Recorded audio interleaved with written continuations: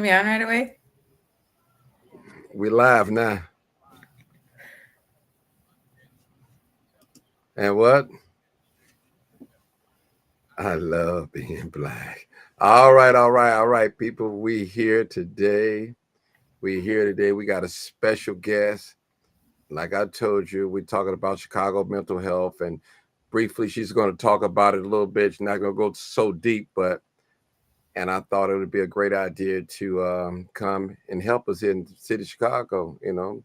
She have family here in the city. She's from Michigan, but she lives in another state. I'm gonna let her tell you where she stay at. I don't know stalkers on here now, you know.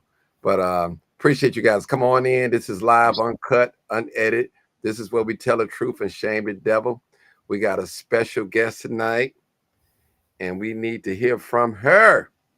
It's a lot I going. Hey, yeah. There's a lot going on. It's a lot going on. Come on in, my YouTube family, my Facebook family. Make sure you guys hit the like and share button. It's a lot going on. I'm hearing in the news that Tiffany Henyard has been out. They, I guess they voted out or somehow, but that's another topic. But I just want to put that news out there, and maybe I'll go live later on tonight to talk about that after we're done with this segment. But come on in, people. Come on in. Come on in. It is going on out here. I got a young lady here. She's going to talk with us. I guarantee you'll be satisfied. You'll be satisfied. All right. Miss Jewel Smith, Jason C. Donald. All right. All right, people. We coming in, coming in, coming in, coming in. How everybody doing tonight? I told you guys I was going live tonight at 8 o'clock. We might have a double hitter tonight. Double hitter tonight. It looked like it's going to be, but it is what it is. All right. Ricky, Party Note, our YouTube in the house. Nisha Thomas Taylor, Facebook in the house. Jewel Smith, Facebook in the house. All right. All right. I see you guys. I see you. I see you. I see you. I see you. We got a special guest in the house. Special guest in the house, and she's going to tell us a little bit about herself and some of her plans. She's going to be traveling with doing some of the things that she wants. So we speaking all these things in existence. call That's for right. things they're not as if they are. That's it. The power of life or death is in the tongue. Amen. Asking it shall be given, knocking it shall be open. Hey, that's what it says. That's the word. And it's a prayer. It's a prayer warrior too. Here we got up here. Amen. Proud mama. What's up, Trina Davis? I see you. Jason C. Donald, what's going on? YouTube in the house. Trina Davis, YouTube in the house. Ronnie Johnson, happy Taco Tuesday, everyone. All right. Hey, Ronnie, did you get that I sent you a message from the Twitter about Tiffany? But we'll probably talk about that in another podcast. We won't talk about that right now because we got a special guest today, and we got to pay attention today. Pay attention to her. The numbers are climbing. Come on, people. I need y'all to share. Okay, Miss Smith, what's going on? Hey, Martin, this is Jules Smith, my daughter and mom. Oh, okay. Listen, glad to meet you. I love your daughter and I love your mom. I see them at the flea market. Your daughter is crazy about me with a little stuff. I love her. She is so precious. God bless you. I'm glad to meet the mom. All right. I'm glad to meet the mom. All right. All right. Yes, you did get it. Okay. They coming in. They coming in. They coming in. They coming in. We might take calls. We might not. It depend on my guest. If she feel comfortable, I don't want to make her feel uncomfortable. I'm waiting on a few more people come in. Then we'll get started. I'm a Kia Simone. How you doing? I see you. All right. All right, Jatana Smith. Thank you. You're welcome. You're welcome. You're welcome. You're welcome. Hey, Dr. Davis. We got another person in the house, a doctor right there, mental health professional in the house. Yes, that's my buddy, Dr. Davis. You'll get a chance to meet her. Yeah, she's a good woman. Good woman. She's been in the business for a long time, long time, long time. Yeah, right. Let me pin this. I need everybody hit like and share, please. Please do that. Hit like and share. If you're on YouTube, hit like and share. If you're on Facebook, hit like and share or tag someone. That's either way, whatever way floats your boat is okay with me.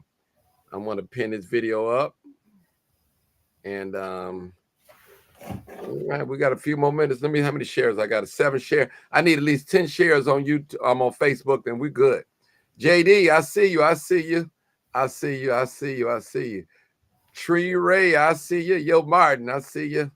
All right. All right. Come on in. People come on in. You know what? Let me see. We're gonna get started. I'll give it about 2 more minutes. 2 more minutes, and we'll get started. Get the rolling. Now you know how social media go. You might have to repeat yourself over and you know how it go. You know how it go. It just you know how we just you know how it is. I'm just coming in. What we talking about? Uh-huh. Yeah, you know how it go. You deal with us. You know, I need you to help us tonight. Help us tonight. I want you to let God lead you. Whatever it's got, Lord, guide a tongue. Lead us tonight. We need help tonight. Work through her, Lord. Work through her tonight. Work Amen. through That her. too. Work through her. Okay, we're gonna get started. You can introduce yourself and tell us a little bit about yourself and all the good things and some of your accomplishments and stuff like that. And you can whatever, let the spirit use you. All Amen. right. My name is Yamina. I also go by Yamina Mercedes on Instagram. I am a mother, wife, sister, advocate, and Mary Kay best best customer that I've ever met. So been using Mary Kay for about 17 years. I'm older than I look, but going back to advocacy, it's very important for me when it comes to mental health, and I know that it's stigmatized. I've also wrote a recovery program. I currently work in a crisis residential unit. I am here in Texas, born in Florida, raised in Michigan, so my life was a little bit different, kind of country. Um, and I'm open to questions. I am a peer specialist. I'm actually in training right now um, for the state with it. So, but yes, I am a mental health peer specialist, and we're open to questions. I deal with mental health not only within my own family, but people that come through our center every day, and it's a 14-day stay. Okay. I want you to tell us a little bit about you got a curriculum that you established and you trying to patent it right now, so we can't really go into detail. Just tell us about that a little bit, a little bit. Yeah, that's the recovery program I wrote, and come to find out, post-traumatic growth. Sometimes we think that when we're at the worst, we can really come out the best. Hold on So, one second. I got my love. I want to make sure that when they call in. So, okay.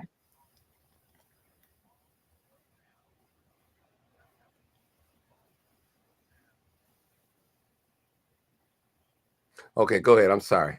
Sorry, Okay. go ahead. Going back to a recovery program that I wrote, sometimes at our worst moments, it could really be our best, and it's post-traumatic growth. I wrote, I'm coming out with a journal or instruction booklet, I'd call it, for spring. I've actually been piloting this as a icebreaker since 2018, so I do have the evidence-based practice to back it up.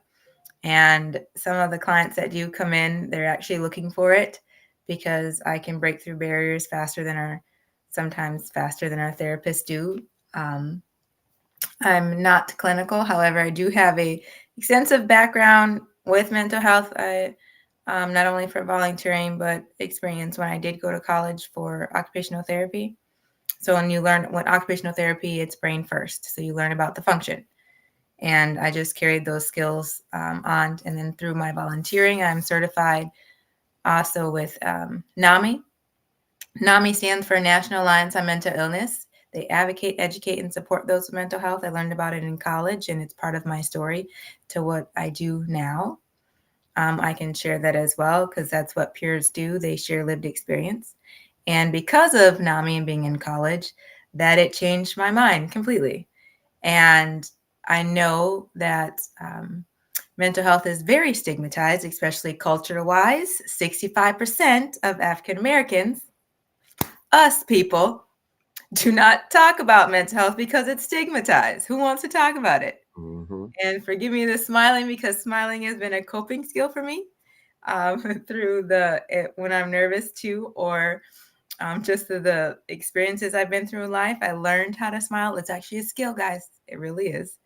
But going back to that, 65% of African Americans, Hispanics, Asians, including Pacific Islanders, do not talk about mental health, not only because of culture, beliefs, um, finances, because it's not in every area, and we've always known to just hush, put it underneath the carpet, just send it away. So I'm here breaking barriers because I'm not only Black, I'm a woman talking about it and advocating about it right now. Like I said, I'm from Texas, and oh awesome! I love occupational therapy, master science. It was my favorite. I'm so good at crafts. So, but going back to I forgot what I was saying. The advocacy, it is so important, and that's why I do it. Because, like I said, we don't talk about it, especially culture-wise, and the lack of knowledge creates ignorance. That's why it's still stigmatized. Mm-hmm. So that's a little bit about me. Like I said, I'm open to questions.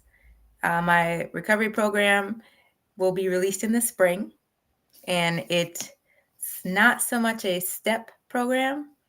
It's there's only like 9 questions, and we go from there. I don't have to know about anybody's background unless you choose to tell me. Like, forgive me if I talk to you like you're one of my clients, but I don't know. Maybe there's somebody out there that reach one, teach one. So, and however God leads. But I know people don't like to talk about it, so I created the language because I care about recovery so much. It's they all say life's a highway.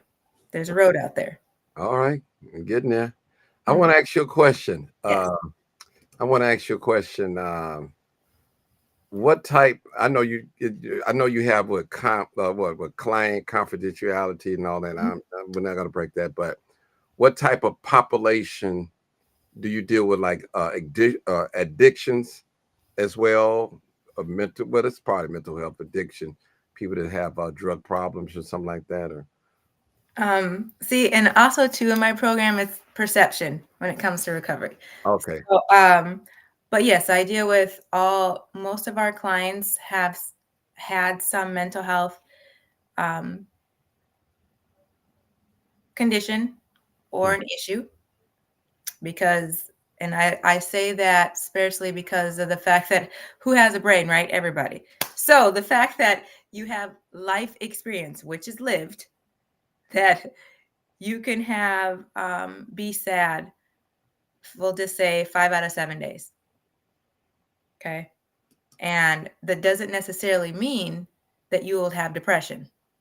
There's grief if somebody had passed. So some of our clients not are always diagnosed. Life experience does happen to them, like if they lost a job or they're in between places. But majority is mental health condition and substance use.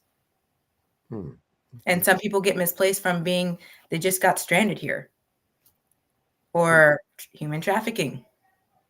oh, okay. So I like the way you word human trafficking, huh? all kinds of clients I've met. Believe it or not, I've actually met a millionaire in there. Oh, really? Okay. Yeah, but not when I was working though. Okay.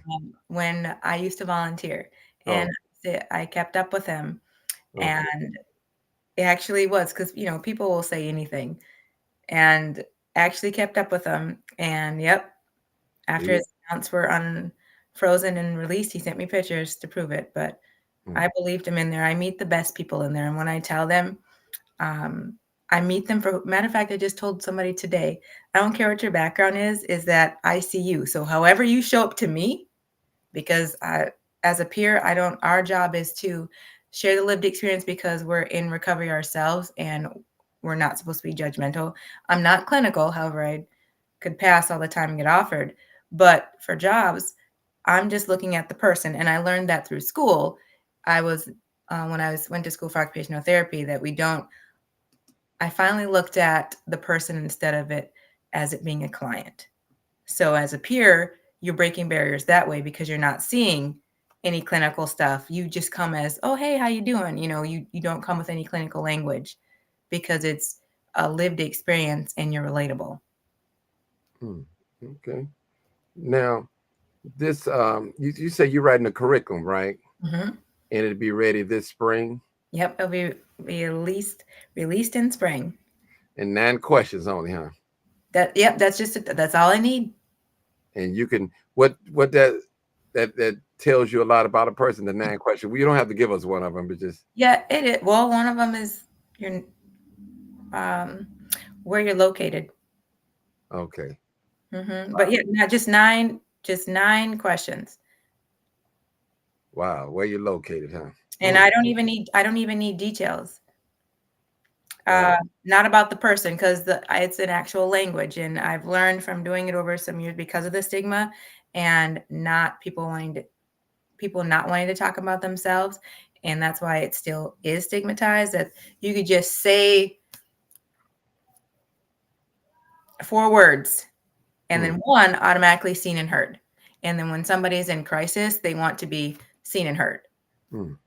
So, because if I go and yell, I had a mental health, or I'm having a mental health crisis, who's going to look at me? Like some people just might get out their phone because that's what people do now, or they'll just, they might not even call because they see people on the street all the time. And when they say clients that, I do work a certain population, but I don't always say homeless. I just say people on the street because it doesn't matter if you have shoes or socks. Maybe you're just bare feet, people outside. And there's a lot of people out there. That's why I said it's about perception. Recovery comes in all forms, all forms. And just you right now, when you go to bed tonight, just to give you all something to think about, you're in recovery. You know why? Because your body, when you lay down, it is recovering from what you just did today. Have you had a long day at work? You had to recover from that. Your boss just talking, or maybe the coworkers just getting at you. Guess what? You're recovering from that. Bad food, you're recovering from that. Yeah, see, question. Yeah, I'm going to make you think a little bit. It's about perception because I need people to get it. That's why I teach the way that I do. It's about perception. It's giving you a different way of looking at things because we've been taught one way. So that's what we just go with. And also, what I learned in occupational therapy is that when we look at brain down, it's about function. We just look at the textbook version of people. Oh, they're diagnosed with, I'll just say autism, for instance, because I know that one personally. My son is diagnosed with autism. He was diagnosed at 7, but I knew he was a little different at the age of, or actually when like 6 months. But I'll explain that later. But however, autism, back then you thought what? Kids bite. They were biters. They were aggressive. They didn't talk.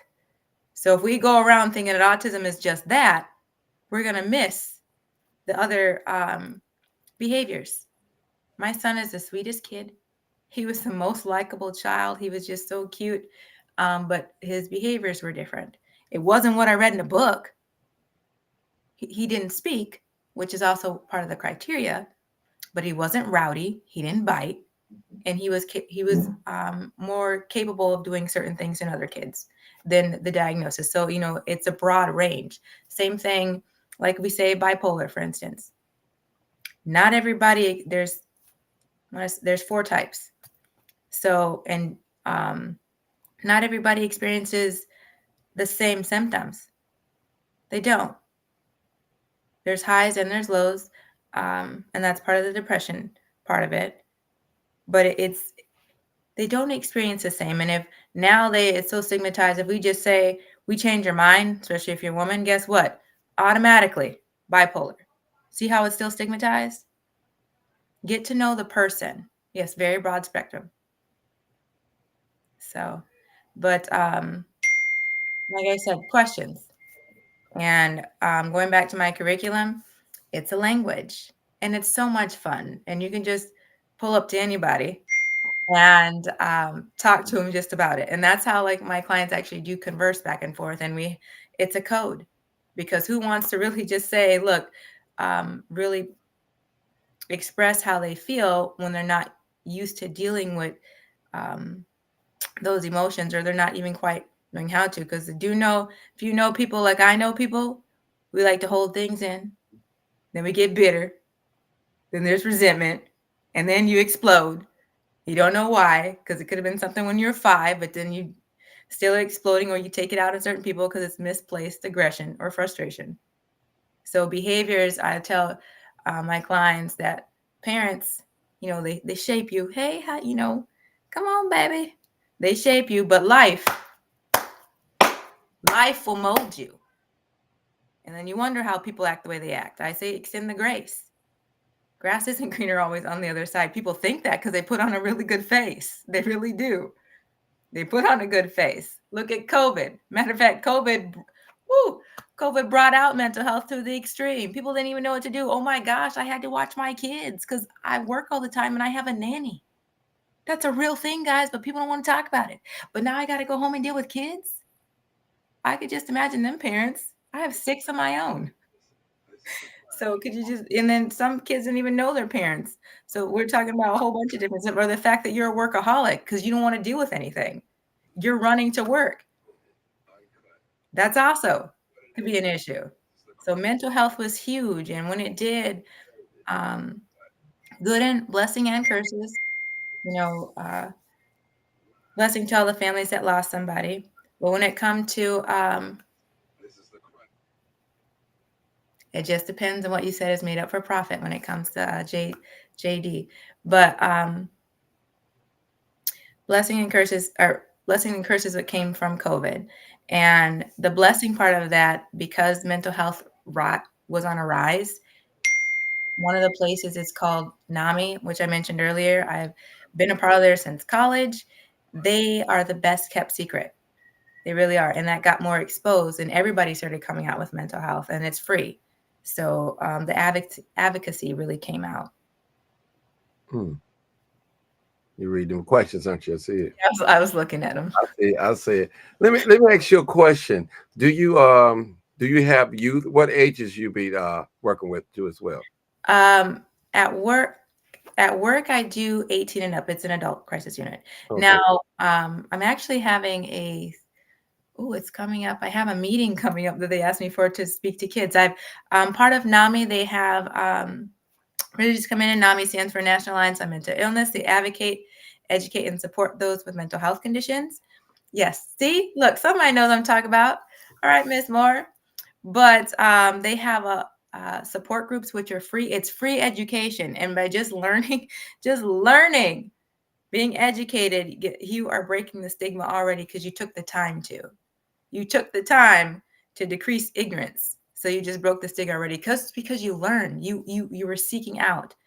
But in one of those classes or support groups, one of the classes that I took because I'm certified in is called IOOV. IOOV stands for In Our Own Voice. So I go and speak about my experience my experience in my recovery and mental health that way. It's actually why I got into NAMI in the first place. They also have peer-to-peer. I taught that one. As my favorite class. So if you were just diagnosed or you've been diagnosed and you're kind of rediscovering yourself, which is recovery and by all in general, but it's a self-discovery for just you. So it breaks it down to you learn about coping skills, what to do. Some places, Houston doesn't have it anymore when it has the RAP program, but it has a program for what do you do when something happens, when you relapse or you have a crisis. You learn about medication, which not all the time doctors tell you. Sometimes they just put a label on you and they send you out the door because it depends on which place you are, because it's a lot of quantity more than quality. I mean, let's just be real. I see it all the time because I work in a facility, and then it's also people too, when they've seen somebody or a repeat offender so many times, but peer-to-peer, like I said, is that self-discovery. You learn about yourself. And then there is family to families, families. If you have a family member and you're the family member and y'all just don't know, How it is, and I say crazy. That's what you say, and actually, it's the number one stigmatic word, by the way. And I believe two is psycho. Okay. The ADHD meds, I am not sure on that. That's a good question because I didn't even know that. And it also depends on what kind of medication too, because I'm very familiar with ADHD, like I said, with autism, because my son has it.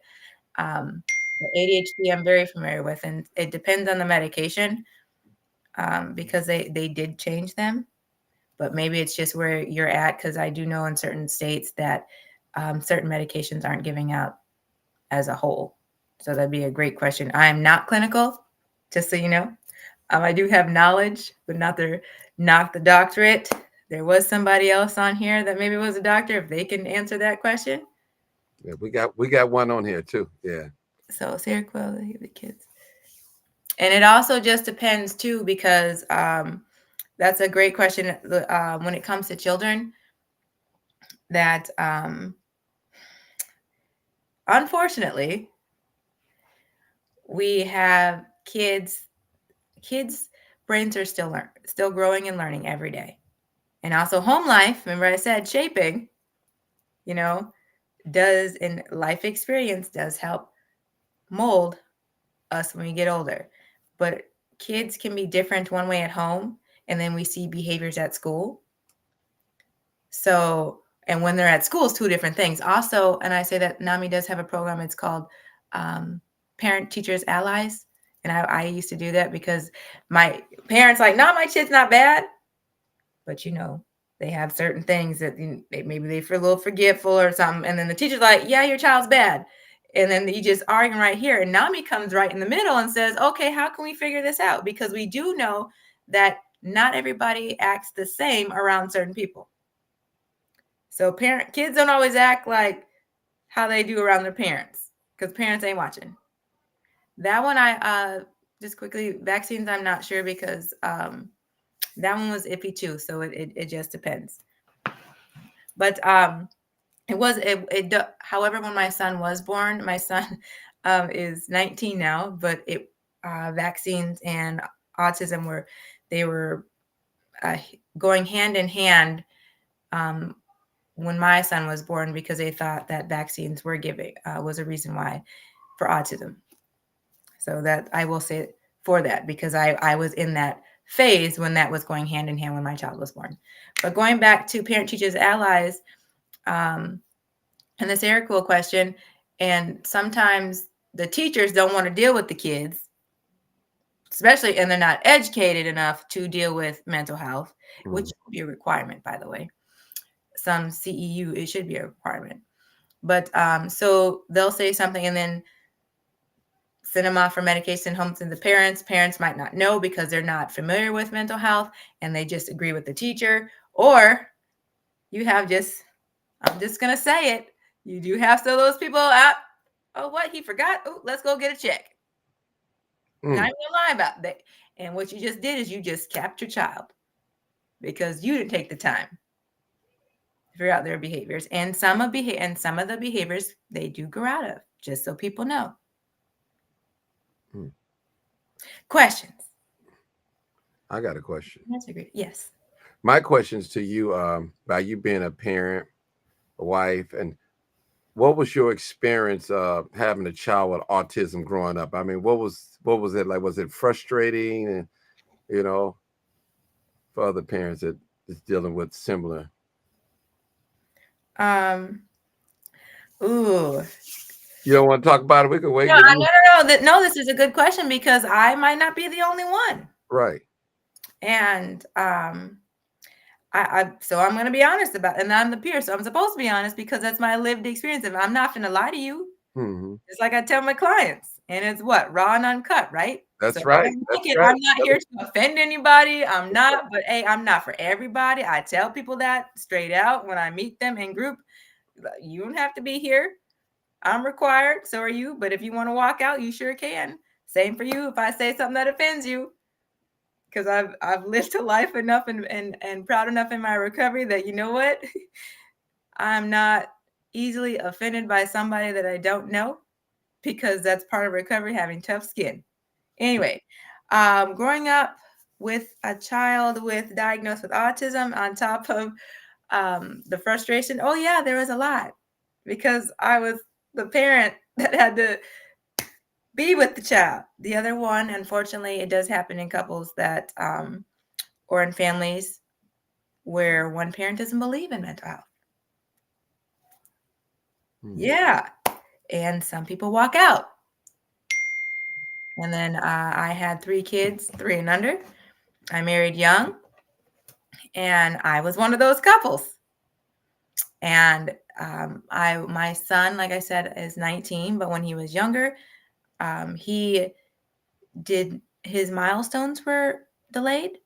So I started asking, and this is a thing why I said I'm going to be honest about it, because when I took him to the doctor, he army crawled, which I know kids are regular crawl. It's different. Okay, that's fine. But when you bounce a child on their lap, and they're supposed to strengthen their legs, he would actually put his legs up like this. He wouldn't touch. So he had occupational therapists come out to work with him, just to getting through the day. But it turned out it was a sensory issue. But I didn't find out that till later. He didn't talk too long. He was behind on walking, but also too, not to say the shots. Going back to what was mentioned before, the vaccination to autism. When I was pregnant with him, stress was one of them for sure, because me and the father weren't together. It was a back and forth thing, and also that's an environment. You do know it has been a proven fact that babies can be affected by the environment that they're in, just so parents would know. I don't know if you know, but it is a proven fact that babies can be, because we can hear. So everything that the mom feels, the baby can feel too. Whatever the baby takes in or whatever the mom takes in, don't forget, she's housing a whole person. That is part of her taking in. Anyway, I went into labor because I was so stressed out. I went into labor several times. I also bled with a blood clot. So my pregnancy was already a little complicated. And then where I'm from, when I said before I'm from Michigan, I claim Michigan because that's where I grew up. Our town was not equipped for babies under 36 weeks. We had to drive 2 hours north or 2 hours south. And the closest city was Green Bay. So it was a 2-hour ride. And when I went there, I always thought about, like, for me, that maybe it was the magnesium because it was stopping my labor.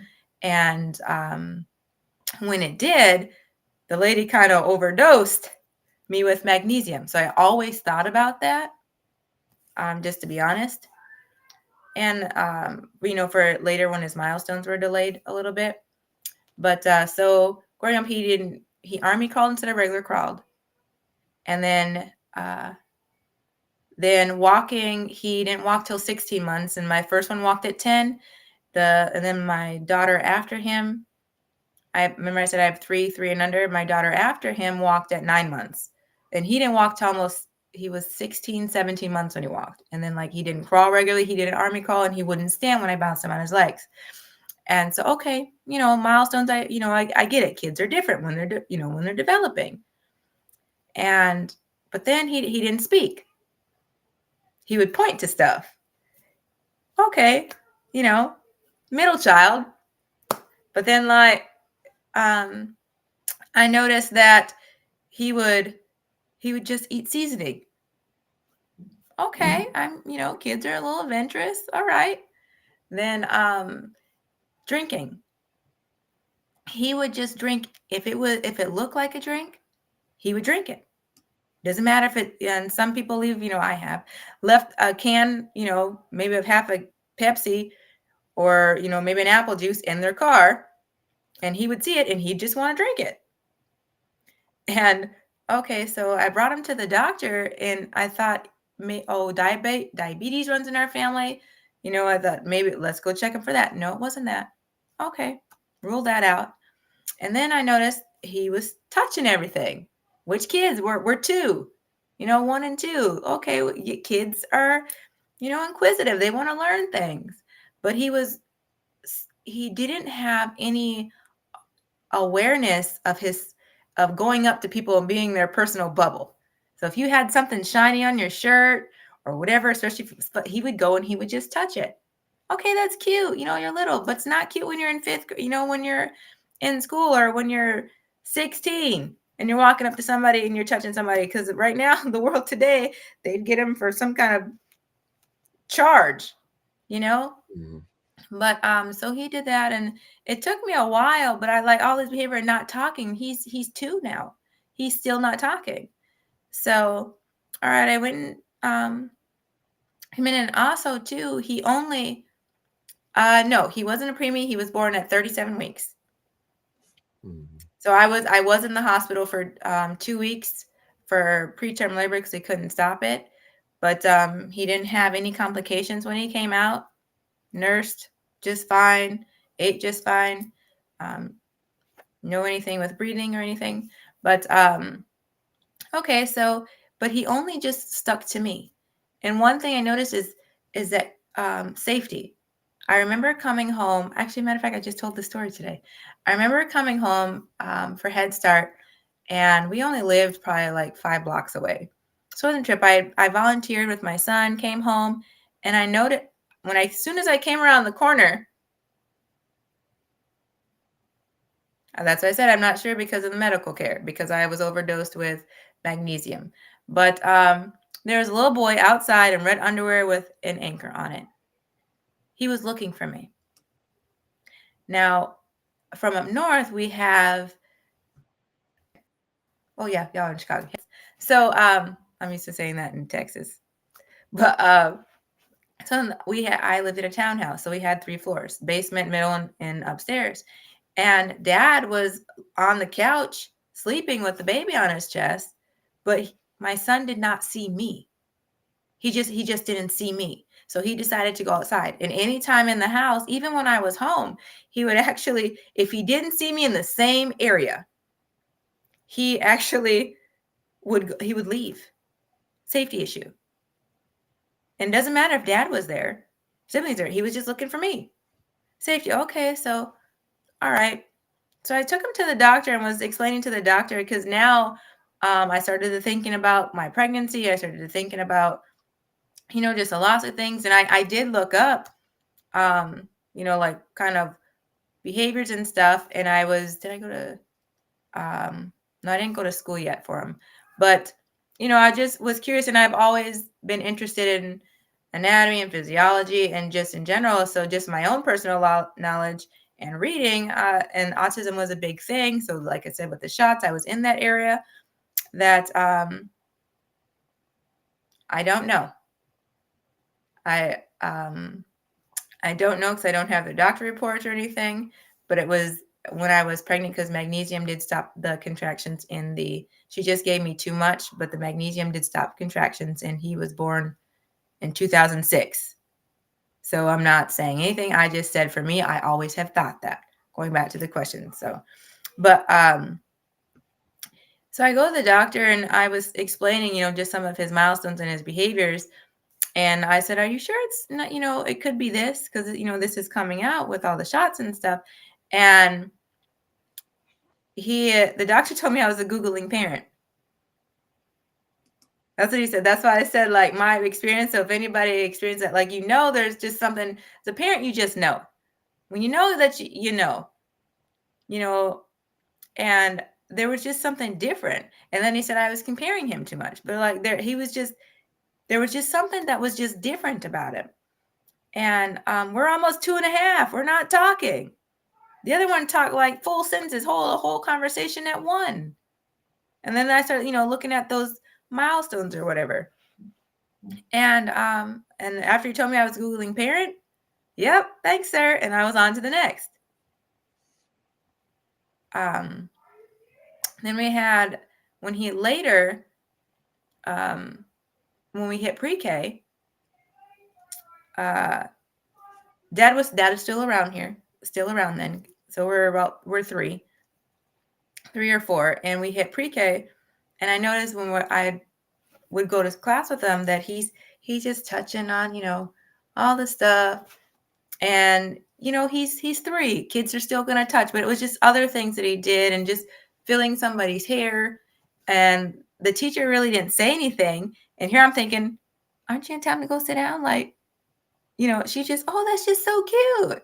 No, ma'am, because I'm thinking in my head when he's 16 and he's gonna go do that, that's not okay. And it didn't come out. He's just playing with all the little stuff, and he's one of the things too. He would spin in circles, and later that he's still 19, he still does that, and he's not aware that he does that, but it's part of the sensory boost, being stimulated, and when he started to spin in circles, that's when I was like, okay. So I started having the teachers watch, and that wasn't always the best. Being at 3, because of rowdy, he was so sweet. He was just a sweet little kid.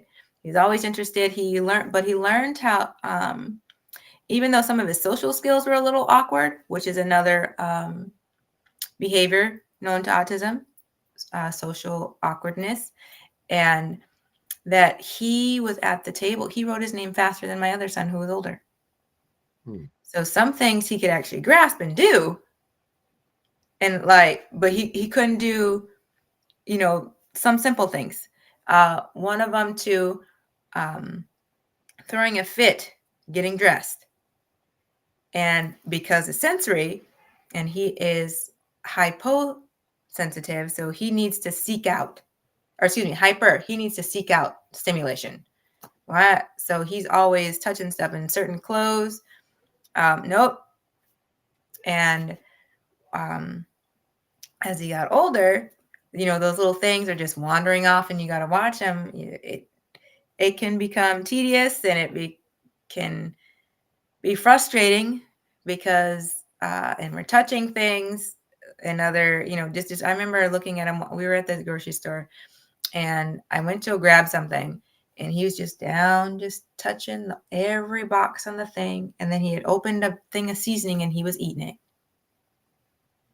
That like some of those things, and not everybody wants to deal with them all the time. Okay, so it was always an adventure, and not everybody likes an adventure. So when I said, when it comes to parents and being frustrating, which is the question that you asked, not everybody has a lot of patience. So, and then if we're not understanding it too, that it can be frustrating. So, or you're not educated about it. So when raising him, just those little things, I did most of it by myself because he was too much to take care of, and he was not a handful, but I definitely learned a lot of patience, and had to really extend the grace, because it was sometimes frustrating dealing with behaviors that I wasn't understanding, and then you kind of like look at yourself as a parent, like you go everything in your head, like, what did I do? And yep, rocking, yep, that is one of them too. And it was a lot for me, but like by the time he started speaking around 3, potty trained. He did wet the bed for a little bit, but at nighttime. But every one of my kids, all 6 of them, were potty trained by 2. Goes by. So, but potty trained, he did good. His writing was okay. But,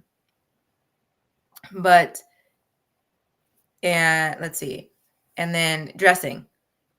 Besides him sometimes having a meltdown, depending on the fabric, the fact that he was able to get dressed by himself was an accomplishment.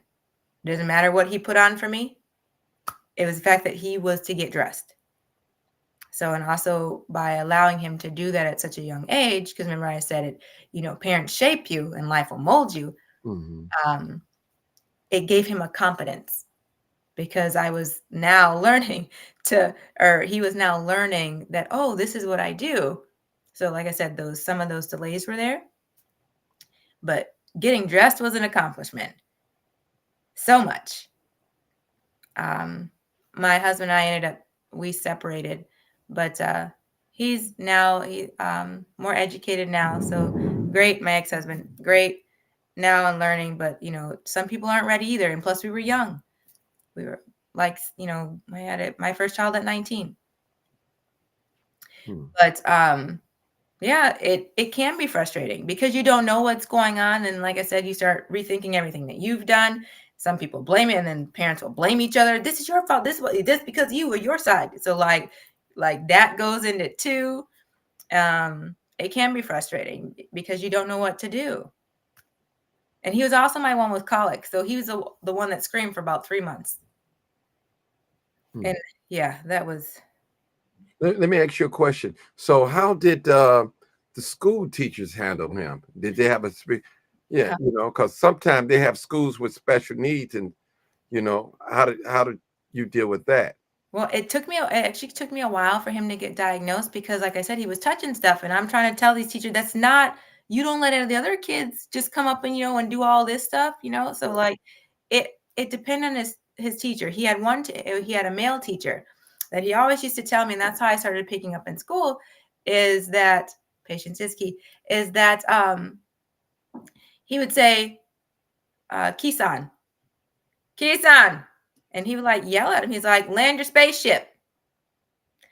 Come back to earth, because my son he would daydream, he'd just be out of it. And like now um now we're stigmatizing. But like, but he would say that, and the kids didn't know, um or say he didn't know what that meant, but you could tell, like, he would just be in a daydream sometimes and be in his own world. And my dad used to say the same thing. So we just embraced who he was, because some of the things were just, it just tickled us of what he did. But so Jig's World is what he called it. Hmm. And Jigga is his nickname. So, but Jig's World. So like when the teacher said that, okay, now I have a teacher. It wasn't just me. So when the doctor said I was a Googling parent, no. So now somebody else is picking up on it. And then he was the first one, and I think, we were Wisconsin. So another teacher, because he was just so quiet, he wasn't rough, like he said, going back to that textbook version, he didn't bite. He was verbal, he could go to the bathroom. He didn't have to wear a diaper at his age. And then we moved to Texas, because that was in Wisconsin. And also when I went to school to learn about occupational therapy, I'll come back to in a minute. But when I moved to Texas, the school part, if he didn't have something, like for instance, I had a school call me all the time. It was an A-leaf.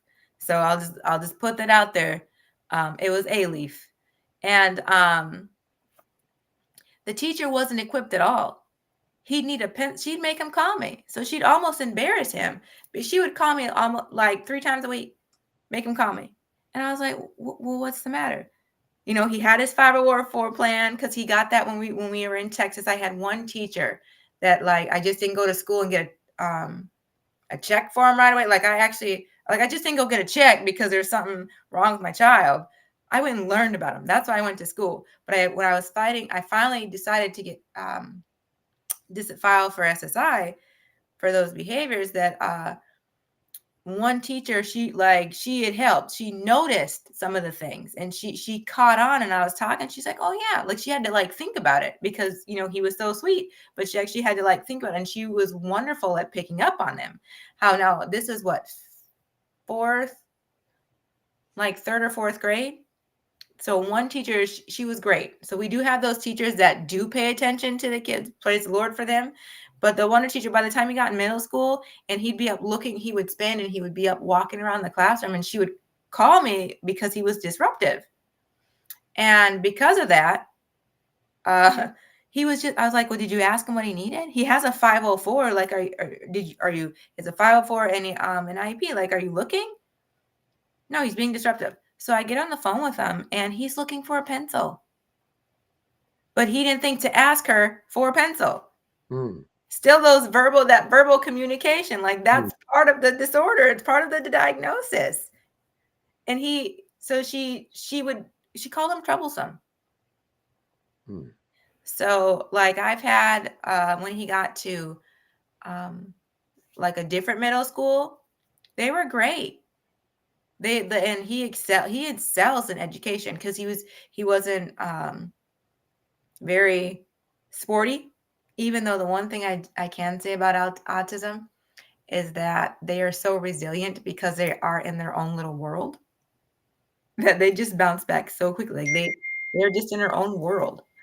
But when we got to middle school, he was in sixth grade. We switched schools.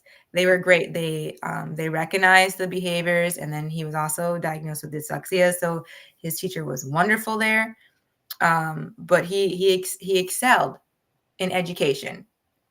Very still quiet, didn't talk a whole lot, and he would also be so excited because you're so excited, and then he would disappear. So friendships were hard. But for the most part, then he went to college. Or excuse me, then he went to high school. But before then, still those behaviors where he would be so excited that and then he'd go and be by himself. So that those social behaviors. When COVID hit, he had online school, so he didn't really have to use that so much. But when he got to high school, dyslexia, yeah, we worked on that. He excelled, and a lot better. Like I said, but when I said before, you can grow up out of behaviors.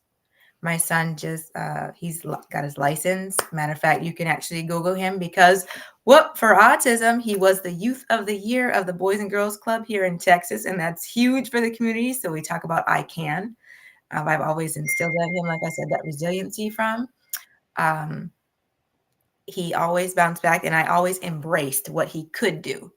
Like it was a lot because if I just always looked at all his flaws, he wouldn't be who he is today.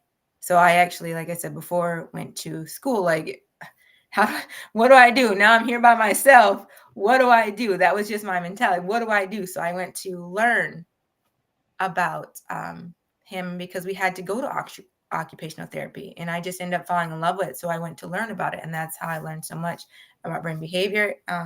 School, he graduated high school with he got a Leatherman jacket because he was forgive me, he got one of the things for the swimming. He was on the swim team, which was great because it's sensory and it touched every part of his body. So he excelled in swimming and he excelled in academics because that's what he could do. Like I said, sports, he wasn't always so with sports. And when I talked about resiliency, even my favorite thing was, even if he wasn't good at it, you cheered him on.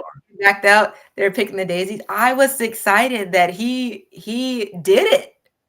He didn't care what anybody thought. He was in football, and when we moved here, and he was so tiny on the team, but he would just go out there like he was the biggest kid on the team. And he inspired me, matter of fact. Like I talk about it in my story, but he actually inspires me. He still does, because I look at him. This kid didn't even talk. And there was so many people that talk about all the things that he couldn't do. So when I'm very proud of him. And that Youth of the Year and the autism community, yeah, look at what you can do. Maybe diagnoses do not define anybody. And I've always told him that. It does not define you. Labels don't. And no, he does not have an IEP because he's graduated high school. He did. Oh, and he also has a scholarship named after him. And like I said, you can Google him. Thank you. His name is Kisan Piatti, and he was the my son. He was the 2023 Youth of the Year for the Boys and Girls Club here in Houston, Texas. And he really, no, he does not. The only medication that he did take was for ADHD. And because he still had that attentive part, it was ADD he had. So attention deficit disorder, his attention. And matter of fact, I'm diagnosed with it, and my kids are diagnosed. My first 3 are diagnosed with it. And we only take medication Monday through Friday because you're in school. And that's another thing when parents nope, dad's not diagnosed. And dad didn't believe so much in mental health at all. But that's the other thing. Parents just want to medicate. Not all parents, maybe not these parents on here because y'all are wonderful parents, but some parents out there, they will medicate all the way so they don't have to deal with their kid. So, and actually they do that too when it comes to not even just children, it also goes to adults, just so you know. In nursing homes, they're right there.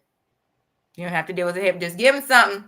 Behaviors, they see it all the time in movies. When somebody's overreacting or they're being hysterical, what they do, they come with a shot. So, medication, that's what people do.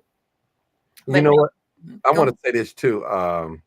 I've noticed children with disabilities, a lot of parents, single parents, they call here in the city of Chicago, they call Hargrove or something, where they just call the police and take them to Hargrove. They get tired of them acting out. Hargrove, they dope them up, then stabilize them, then probably send them back home maybe 2 or 3 days or a week or so. It depends. So I've seen that. I've seen parents hurry, rush, and sign each child with SSI, never question anything, never question the behavior, get that check. I've seen that. I've seen that. And I spoke out against that one time. A lot of parents got mad, but sometimes it may not be the case. It might be misdiagnosed. Correct. Misdiagnosis happens all the time, especially if we're not honest about our behaviors, because, like I said, still stigmatized. And also, let me just be clear. Medication does work. Okay. Medication does work if it is needed. In occupational therapy, don't push medication. However, it's medication management. We do teach about it. And if it works, it does. If it works and you do need it, we should take it.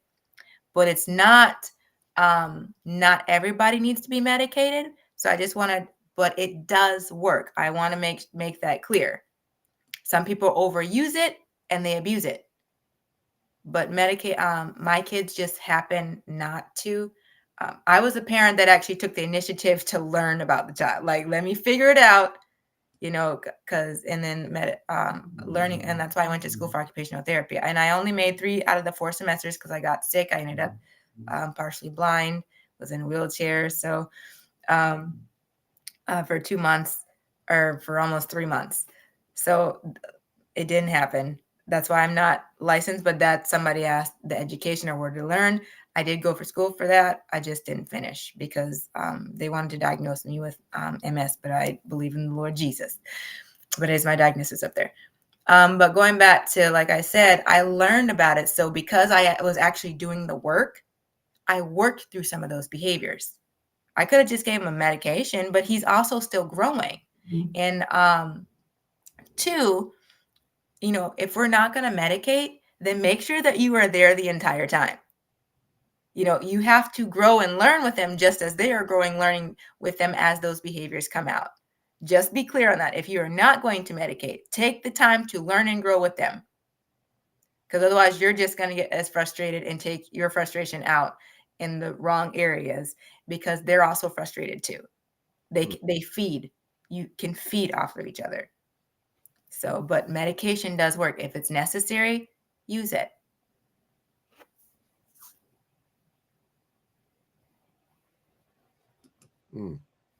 Barbara Cooper said, I think a lot of mistakes when it comes to working with our children more than others, race.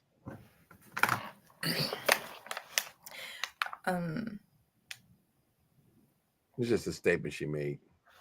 And well, yeah, I want to put race on it because have you met people like you could be purple and not be the best? So it doesn't matter that it's individualized.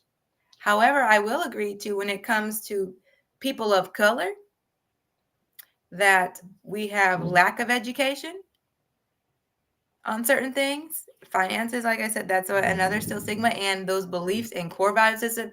Well, go pray about it, which is a big thing when it comes to mental health. Go pray about it, baby. Yeah, I did, but it didn't work. Like, your brain's not working like mine. And then also the power of belief is a real thing. God does heal. And God also, I actually did a speech with the church about mental health. God does heal. He really does. But he also favors who he favors. And some people still get stuck with a brain condition. And I said brain condition because everybody has a brain and everybody has neurotransmitters. And most common one is norepinephrine, dopamine, serotonin, and it's gamma butyric acid, or I'm not sure how you pronounce it, but it's AKA GABA. Everybody has those. In your life experience or trauma happened to you, one can increase where the other decreases. Guess what? That ends up in a behavior later on. So medication does even out those back to normalcy. So it just depends. And race, it can happen to anybody. Matter of fact, I just said that to my class today. If you have a brain, mental health can happen to you. You know why? Because mental, when I went to school, mental is medical terminology for brain. So if we said brain health, would people look at it different? But it happens to everybody. It's not just particular on a race. There's some classified more than others. Yeah, because not everybody goes to the doctor. Who wants to be stigmatized? Oh yeah, there we go. Stereotyped again. Would you want to admit it? So if they're only classifying certain people, one race is going to be more than the other. It depends who's open and wanting to talk about it. But as long as you have a brain, it can happen to you.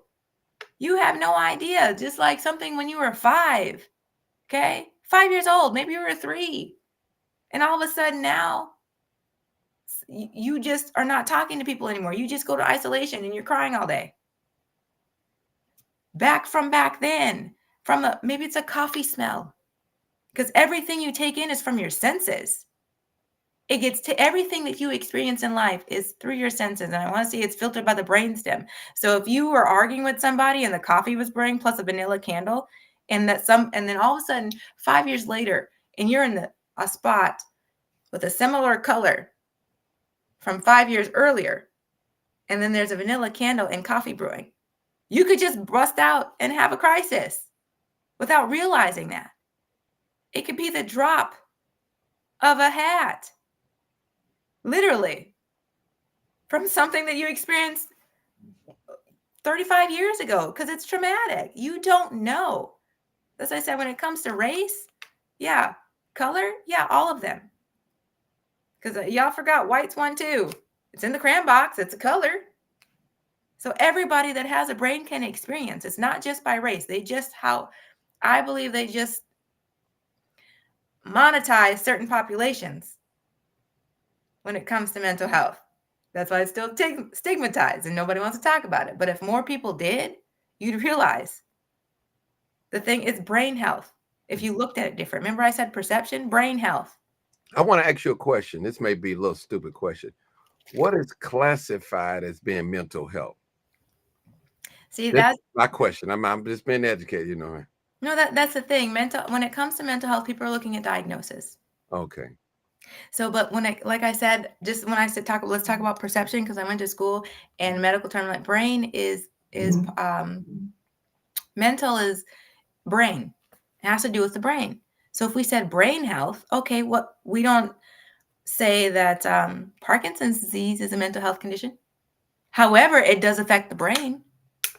See the correlation? We don't say dementia is a mental health condition, but it is a brain condition. See what I'm talking about? The perception, like, what do you think? If we said brain health, would people look at it different? Because anything affects your brain. That's brain health.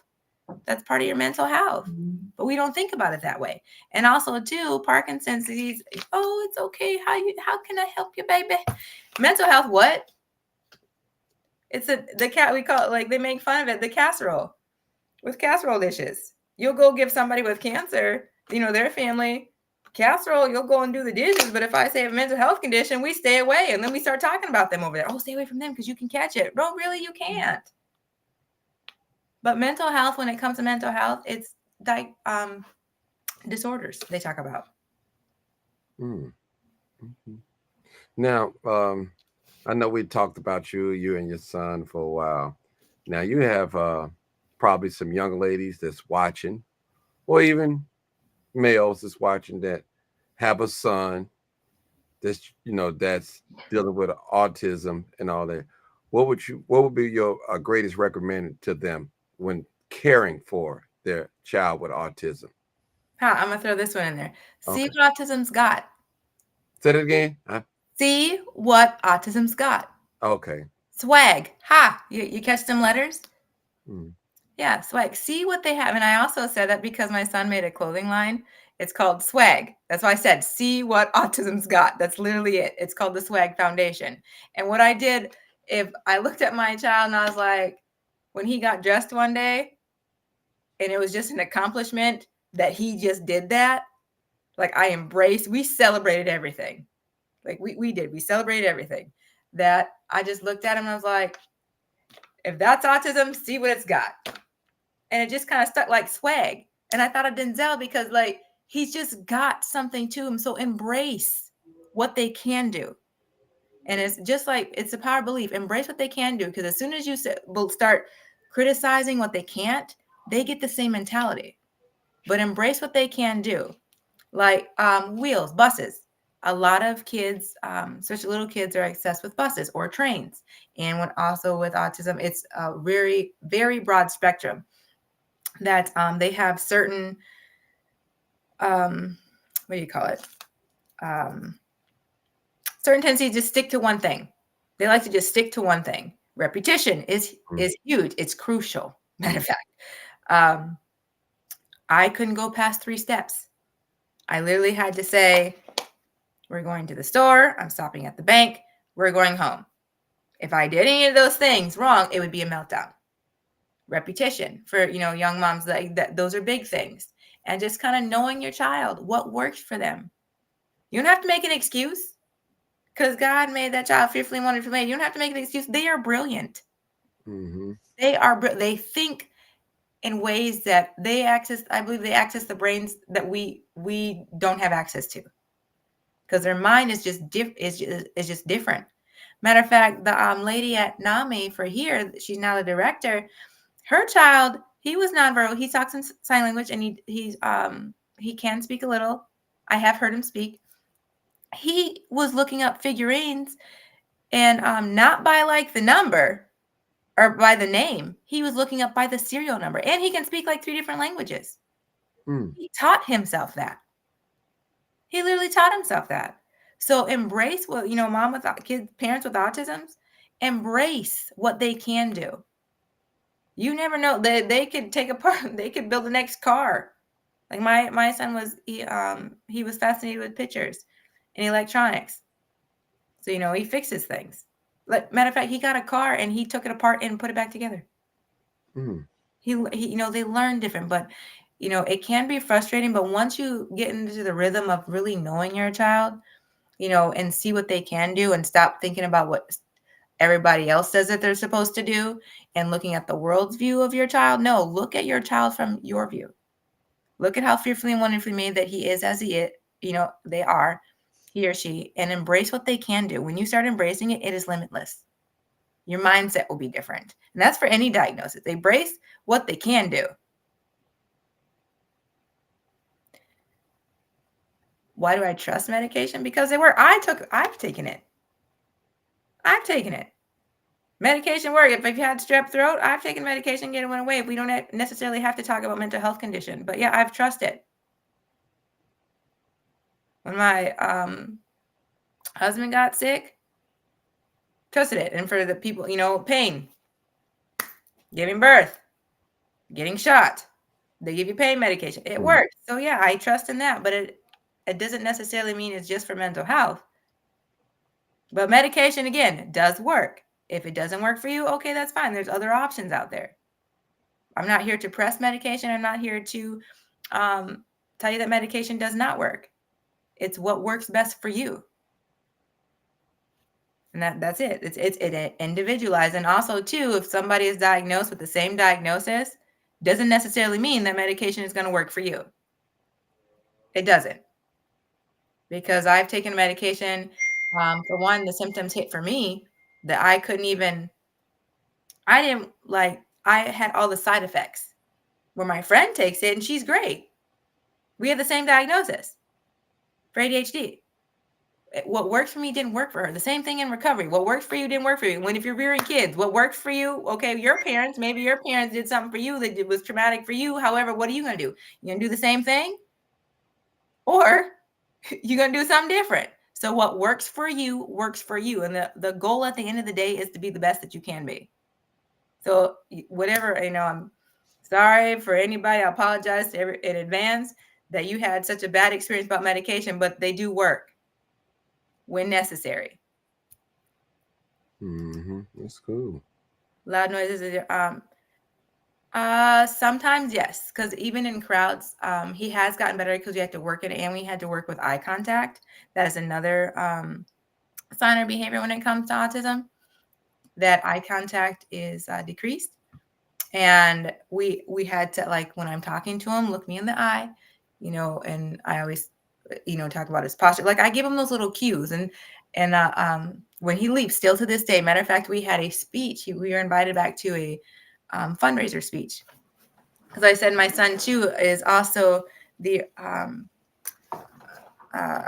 he gets to give out a scholarship, so which is great for one of the places here. It was actually one of the judges that judged him for the Youth of the Year.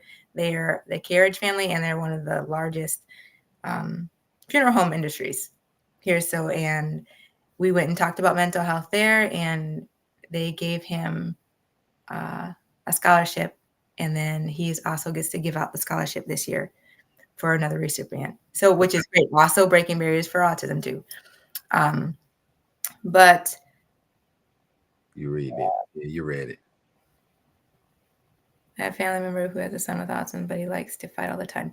So, and also too, okay, so when we're talking about behavior, you don't have to be clinical for this, but just to break it down, what's going on with him? Is he verbal? Is he able to express? Because even as adults, we don't always express the best. Okay, maybe we just yelling at somebody because we just got upset. We weren't taught that. So what's the root problem? Is it clothing? Is it a sensory thing? Did something happen at school? Like, and even kids, are you asking them? Like, do you talk to them? I don't know. Parents still do that these days, or you just put a phone in front of them? Like, and also too, like certain things are what's bothering him. Is it electronic? Like, what is he not articulating to you as a parent? And noises. When I said, did they bother my son? Sometimes, like if it's too much, then he'll disappear. Like he still will go and still go off by himself. Excuse me, but he's done a great job of being more social. And the one thing I've was noticed even when he was little, that he was he would play with younger kids. Excuse me. Like he would gravitate to kids younger than him. And it mentality wise, like and then some of the things I remember, I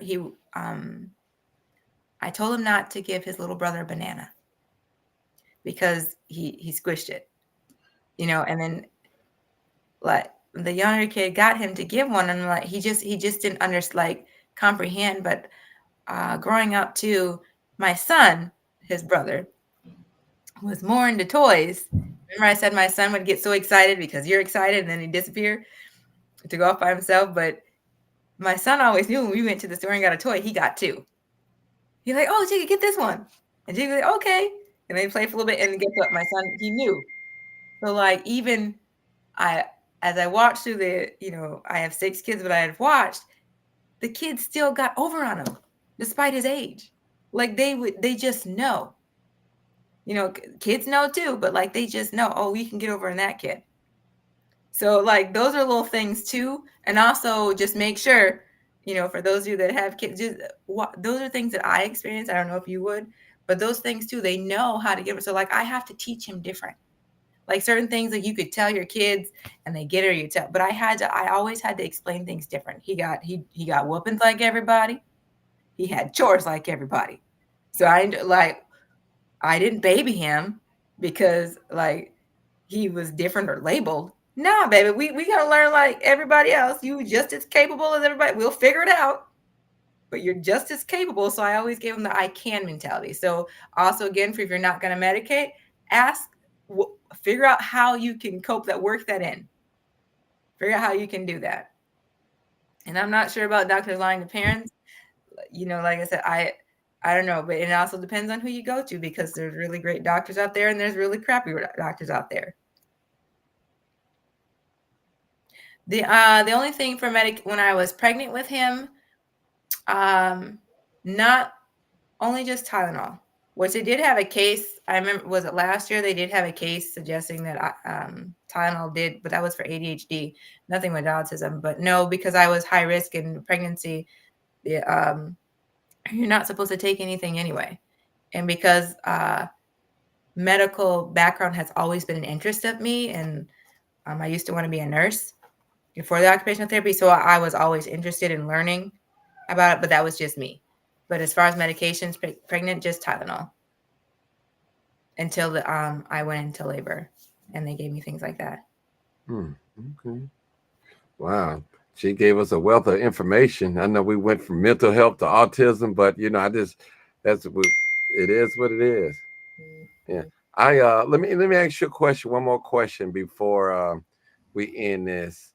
Um, even now, what are some of the goals? Even though your son is grown now, do Mm-hmm. you guys have some goals that he wants you working with him right now with some goals? Yeah, like I said, the swag, when I said embrace, just see what autism's got. Like, he has that clothing line that's out, Mm-hmm. and I'm trying to get him to be, or we're looking for more opportunities to speaking engagements for mental health. Like, I have the one coming up, maybe next weekend, where I'm going to talk to um, kids, but the clothing line is really big for him, and he likes to advocate about it. And matter of fact, he did the website and stuff by himself. So anything that he's interested in, right? I'm like, go for it. You Give know, us the website too. We need to know the website. That would be nice. Or you could just type it in the comments when you get a chance. Type it in the but comments. like that. Oh, I can share it. Well, how do you type it in the comment? Or either or, which one you want to do. You share it. Okay, but that he's got. We're working on getting him a car. Matter of fact, he has two. He works and he drives, and I trust him driving because I can fall asleep in the car. Right. But he's a celebrity caterer. He does catering events for music thing, and he also works at Canes. And I don't know if y'all have a Canes up there, but Canes actually, he lucked out. God blessed us where um, Canes had some employees that were also diagnosed with autism. So that was great for him to see when this is his first job. So it's part-time, really part-time. So he gets to see literally that somebody else with the same diagnosis is capable. So, and I always tell him, it's not about the disability, it's not disabilities, it's the capabilities. And I made sure in raising him that, we instilled in them since he's little. The first verse that my kids know is, I can do all things through Christ Jesus who strengthens me. So I always had, what can you do? Mm-hmm. You can do it no matter what. Like, well, I can, because that's what the word says. And Right. it, when I said it brought me with the patience, that it did. And luckily I don't look like what I've been through, because it was a lot. Mm-hmm. It was a lot trying to figure out, behaviors, or what's going on, because, this doesn't seem right, or it doesn't seem normal. But don't forget, normal is individualized. Right. Okay. We're gonna we're gonna end it right there. We Uh, got a part two. Well, another segment. Not on this show. I'm gonna close out of this and go into another show. We're gonna talk about Dalton politics, because something happened out there. Well, in Thornton Township, something happened out there. So you can leave the information on the chat if you want. all right, I'm gonna pull it up right Okay, here. pull it up, and you can bring it up in the screen. I can put it on the screen for you. Yeah. Oh, and he just created his emblem. Okay. Uh, okay, let me go back to All right. Put it up. you, and then let me share it here.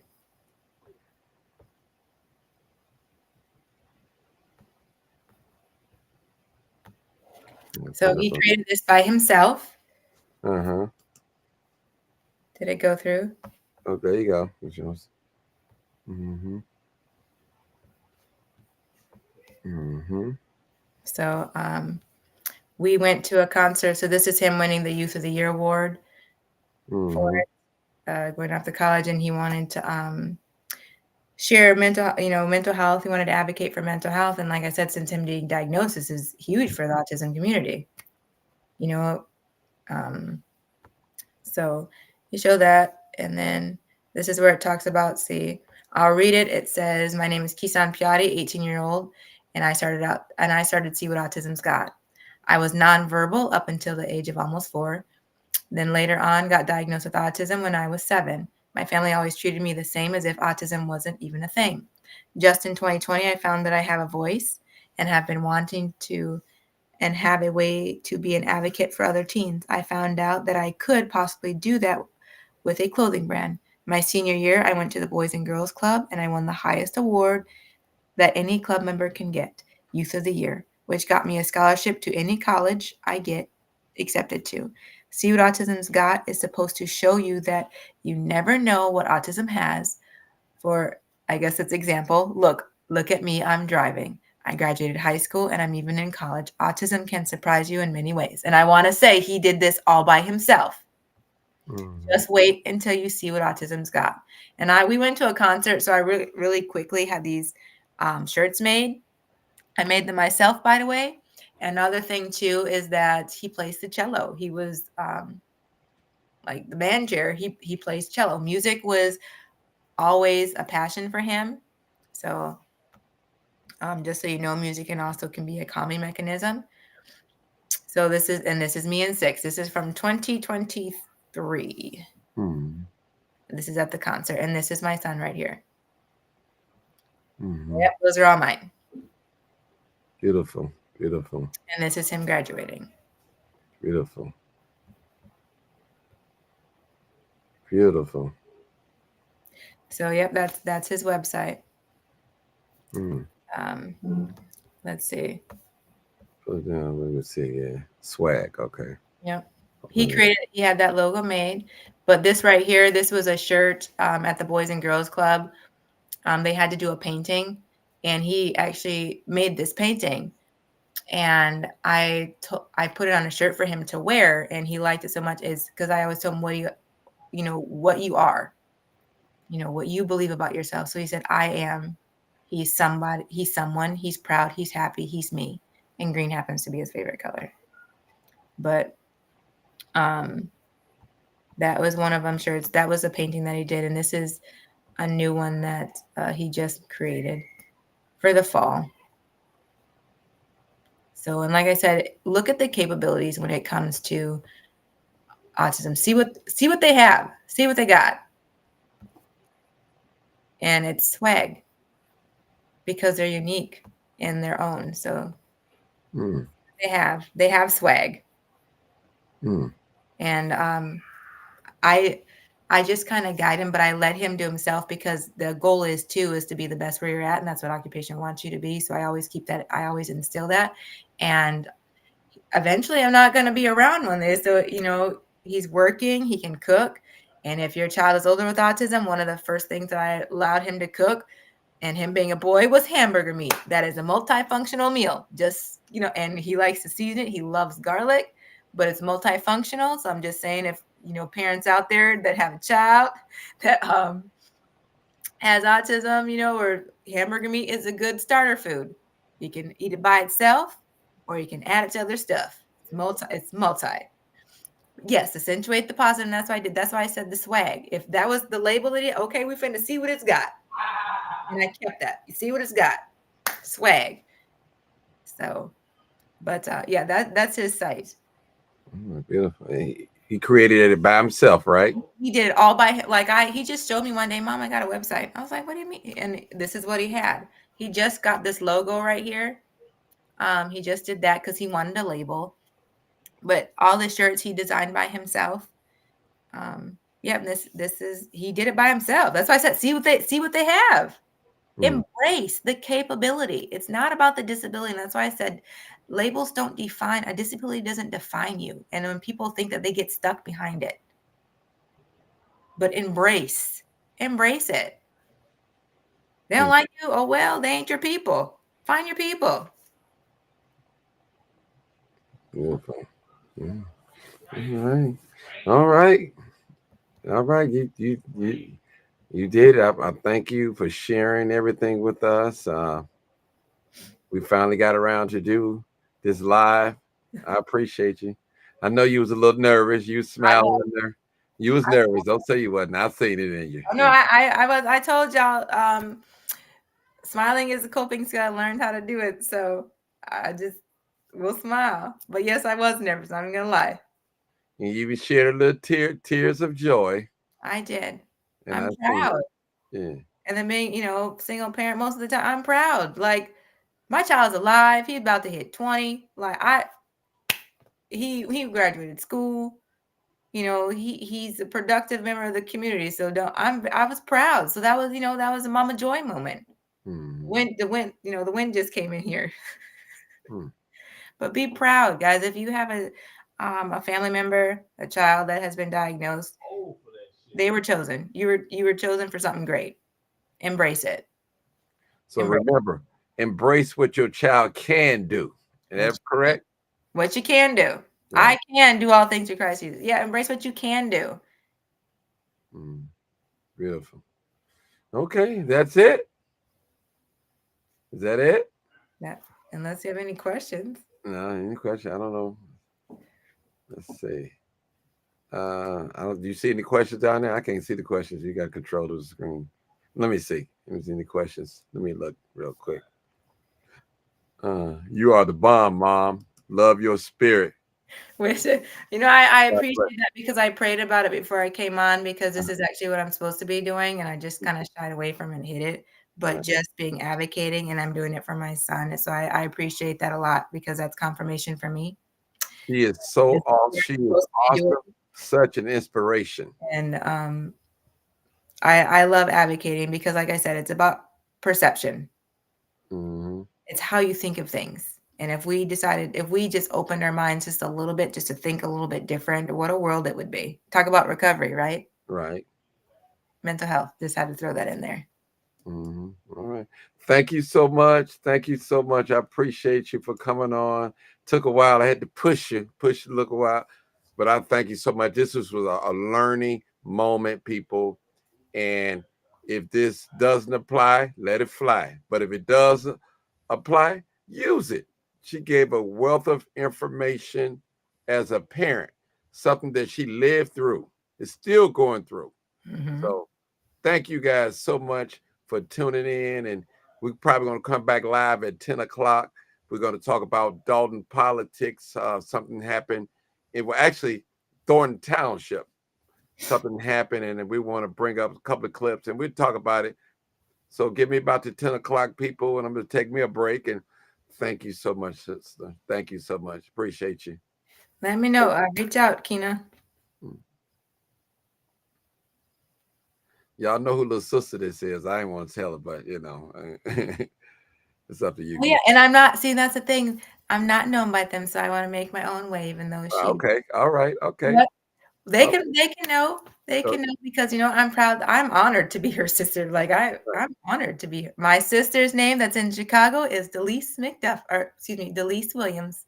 Kids Corner, shout out.